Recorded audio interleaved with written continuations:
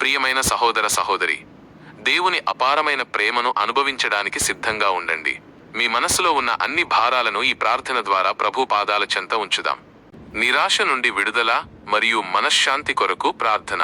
నా ఆశ్రయ దుర్గమా, మా తండ్రి అయిన దేవా, నా ప్రభువైన యేసు క్రీస్తు దయగల నామములో మీ పాదాల చెంతకు వస్తున్నాను.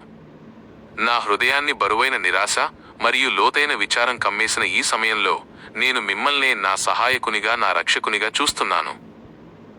నన్ను ఒంటరిగా విడిచిపెట్టకుండా నా పక్షాన ఉన్నందుకు మీకు వందనాలు. ప్రభువా, నా మనస్సును, హృదయాన్ని భారంగా మరియు శూన్యంగా మార్చే ఈ నిరాశ అనే ఆత్మ నుండి నాకు విడుదలను దయచేయండి.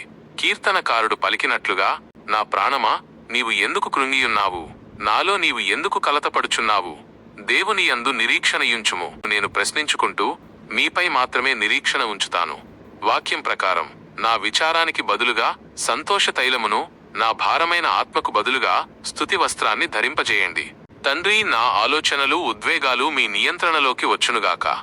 అపరాధ భావం, నిష్ప్రయోజన భావం మరియు నిరుత్సాహం అనే ప్రతి దుష్ట ఆలోచనను యేసు నామంలో నేను తిరస్కరిస్తున్నాను.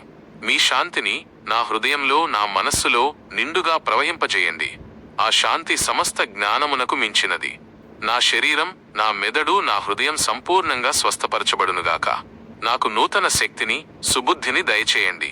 నేను ఒంటరిని కాదు, మీరు నాకు తోడుగా ఉన్నారని నేను విశ్వసిస్తున్నాను. మీరు నన్ను విడిచిపెట్టరు, నన్ను ఎడబాయరు. ప్రభువా, రేపటి రోజు నా జీవితంలో నూతన నిరీక్షణను, ప్రేమను మరియు జీవిత సంతోషాన్ని తీసుకువస్తుంది. నేను మీపై ఆధారపడి ధైర్యంగా ముందుకు అడుగు వేస్తాను.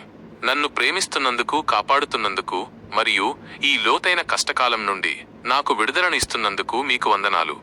నేను ఇప్పుడు నా హృదయాన్ని, నా మనస్సును పీడిస్తున్న ఆందోళన, భయం మరియు నిస్సత్తువ అనే భారంతో మీ సన్నిధిలోకి వస్తున్నాను.